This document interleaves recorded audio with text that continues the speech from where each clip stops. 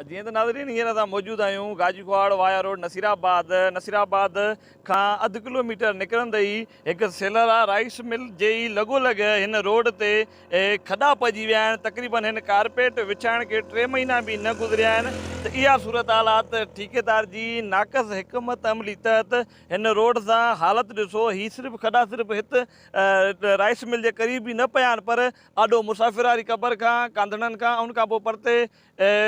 एरी लाड़े खां जलबाणनि वारे लाड़े खां जेका हीअ ठेकेदार जेको हिन जो हुयो मंसूर मोरियो हुयो, तक़रीबन 20 करोड़ खां मथे जो ठीको हुयो। हिन जी सूरत हाल इहा आहे त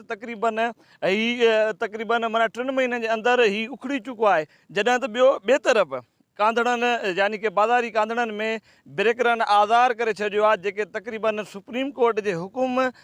बावजूदि यानी कि मना करण बावजूदि बि उते तक़रीबन 10 खां 12 जे लॻोलॻ इहे ब्रेकर लॻाया विया आहिनि, जंहिंमें कार मोटर साइकिल समेत ॿियूं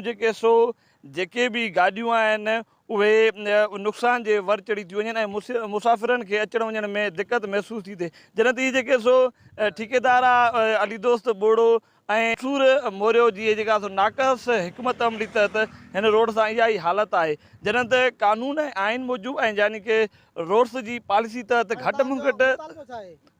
घटि रोड्स जेका सूरत हाल तक़रीबन 20 साल जे लॻोलॻ सुठी ऐं बहितरीनु क्वालिटी सां ठहियलु हुजे,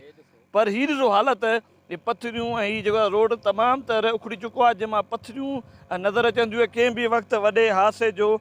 सबबु बणिजी सघे थो। जीअं त असांजो हींअर मुतालबो आहे सिंध गवर्नमेंट खां ऐं रोड्स खाते खां त हिन